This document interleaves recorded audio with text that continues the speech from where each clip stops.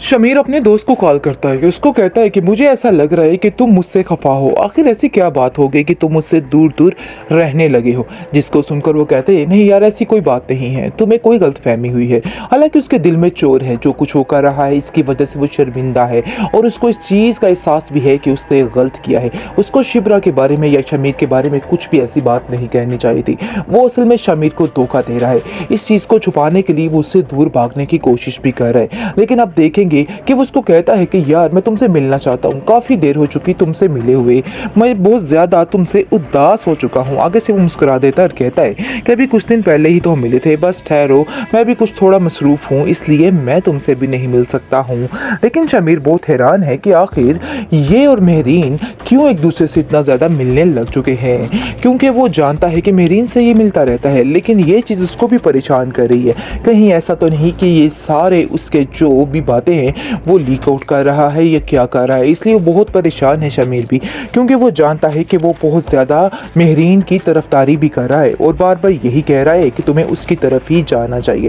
खैर उसके बाप के पास जाती है ये लड़की मेहरीन और कहती है क्या गिलोने काम है। जिसको सुनकर वो काफ़ी हैरान होता है और कहता है क्या तुम मुझे बता सकती हो इन बातों में उलझाने का क्या फ़ायदा। जिसको सुनकर मेहरीन अपनी सारी बात बताती है और कहती है कि असल मामला एक लड़की का है, जिसकी वजह से वो कभी अपने मुर्शिद का बहाना बना रहा है और कभी कोई बहाना बना रहा है। ऐसी कोई बात नहीं है, मैंने सारी बात का पता लगवा लिया है और मुझे समझ आ चुकी है कि वो सिर्फ और सिर्फ झूठ बोल रहा है, इसके अलावा और कुछ नहीं।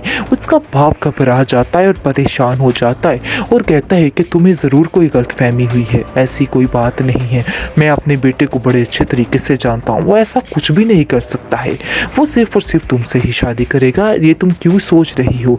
आगे से मेरीन कहती है कि मुझे कोई गलतफहमी नहीं हुई, मैंने अपनी आंखों से उस लड़की को उसके साथ देखा है और मुझे इस चीज़ का यकीन है कि आप भी ये बात नहीं जानते थे। लेकिन अगर आप ये बात जान चुके हैं तो आपको उसे जाके बताना होगा और उसको कहना होगा कि अपनी हरकतों से बाज आ जाए, वरना मैंने अगर बाबा से बात कर दी तो आप जानते हैं कि हालात किस कदर ख़राब हो सकते हैं और मुझे ना सुनने की बिल्कुल भी आदत नहीं है।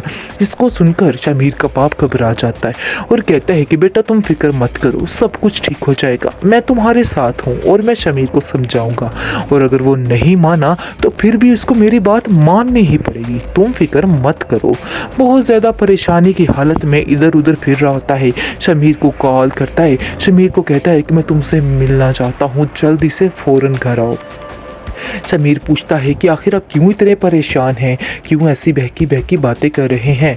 मैं आ जाऊंगा, बहुत जल्द आ जाऊंगा। लेकिन वो उसको बुलाने की ज़िद करता है और कहता है कि मुझे कोई बहाना नहीं चाहिए, तुम्हें आना होगा। और जैसे ही वो उसके पास आता है तो सारा किस्सा उसका खोल के बताता है और कहता है कि मेरीन इन सब बातों के सख्त खिलाफ है और मैं नहीं चाहता कि मेरीन के दिल में कोई भी शक आ पहुँचे, इसलिए बेहतर यही है कि अपने दिमाग के तालों को खोलो और अपनी दुनिया अगली दुनिया की तरफ ध्यान दो। ऐसा ना हो कि तुम्हारे हाथ से हर चीज़ निकल जाए और मैं ये बात कभी बर्दाश्त नहीं करूँगा, क्योंकि मैं तुम्हें बहुत ज़्यादा कामयाब होता हुआ देखना चाहता हूँ। मैं बस यही चाहता हूँ कि तुम ही हो, तुम ही हर तरफ हो। इसलिए बेहतर यही है कि उस लड़की को छोड़ा जाए, शिब्रा का नाम भी इस घर में दोबारा नहीं लिया जाएगा। और तुम भी अपने दिमाग में बिठा लो, अगर तुम ये बात चाहो ना चाहो लेकिन मेहरीन ही इस घर की बहू बनेगी और ये मेरा आखिरी फैसला है। आगे से आप देखेंगे कि शमीर गुस्से में कहता है ये आपका लालच बोल रहा है, आपका प्यार नहीं है मेरीन के लिए, बल्कि सिर्फ और सिर्फ एक लालच है। लालच की बिना पर आप इतनी बड़ी बड़ी बातें कर रहे हैं और कुछ भी नहीं। ड्रामा सीरियल इश्क मुशरफ में आप देखेंगे कि मेरीन जैसा कि सारा कुछ जान चुकी है, सारी हकीकत से वाकिफ हो चुकी है, लेकिन अब वो सुकून से नहीं बैठने वाली है। उसको हर वक्त एक टेंशन, एक परेशानी ने घेरा हुआ है कि आखिर वो किस तरह से कौन सा दाव खेले तो सारी जंग वो जीत जाए। लेकिन वो बहुत बड़ी बेवकूफ़ी कर रही है। वो शमीर के दिल में और ज़्यादा नफरत डाल रही है, क्योंकि सब अब जान चुके हैं कि अब ये रिश्ता ज़्यादा देर नहीं चलने वाला है, क्योंकि साफ साफ शमीर ने पहले ही कह दिया था। लेकिन जो बहाना बनाया था उसको भी खोल कर बताएगा और कहेगा कि नहीं, मुझे किसी का कोई डर, कोई परवाह नहीं है, इसलिए बेहतर यही है कि मुझसे दूर रहा जाए, मैं किसी से नहीं डरता हूँ। लेकिन मेहरीन को और कुछ नज़र नहीं आ रहा है, तो वो उसके बाप के पास आती है और उसको आकर कहती है कि आखिर आपके बेटे को क्या मसला है, क्यों आपका बेटा इन सब बातों पे तुला हुआ है, क्यों अपनी ज़िंदगी को खुद ही तबाह कर रहा है, क्यों इस तबाही की तरफ जा रहा है, क्यों आप उसको नहीं समझा रहे हैं। जिसको सुनकर आप देखेंगे कि वो कहता है, तुम फिक्र मत करो मेहरीन, तुम मुझे सारी बात बताओ खुलकर, आखिर बात क्या हुई है।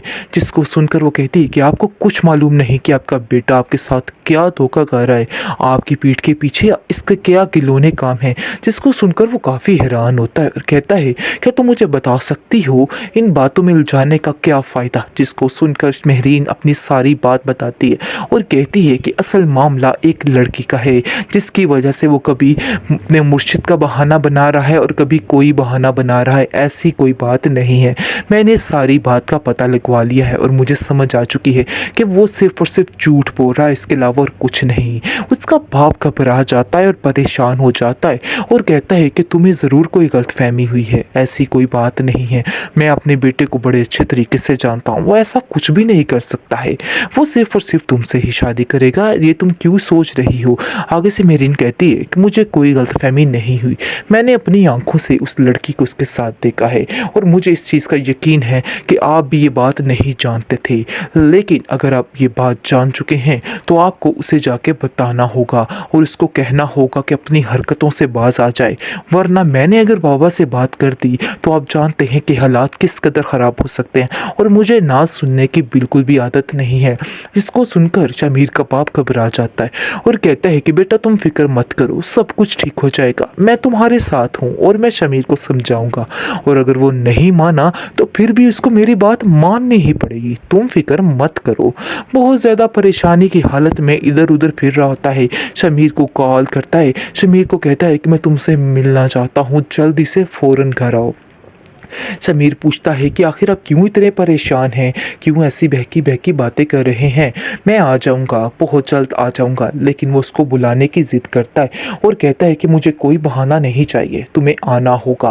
और जैसे ही वो उसके पास आता है तो सारा किस्सा उसका खोल के बताता है और कहता है कि मेरीन इन सब बातों के सख्त खिलाफ है और मैं नहीं चाहता कि मेरीन के दिल में कोई भी शक आ पहुँचे, इसलिए बेहतर यही है कि अपने दिमाग के तालों को खोलो और अपनी दुनिया अगली दुनिया की तरफ ध्यान दो। ऐसा ना हो कि तुम्हारे हाथ से हर चीज़ निकल जाए, और मैं ये बात कभी बर्दाश्त नहीं करूँगा, क्योंकि मैं तुम्हें बहुत ज़्यादा कामयाब होता हुआ देखना चाहता हूँ। मैं बस यही चाहता हूँ कि तुम ही हो, तुम ही हर तरफ हो।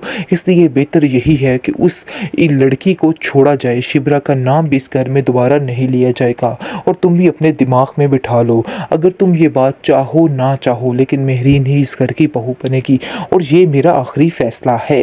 आगे से आप देखेंगे कि शमीर गुस्से में कहता है, ये आपका लालच बोल रहा है, आपका प्यार नहीं है मेरीन के लिए, बल्कि सिर्फ और सिर्फ एक लालच है। लालच की बिना पर आप इतनी बड़ी बड़ी बातें कर रहे हैं और कुछ भी नहीं।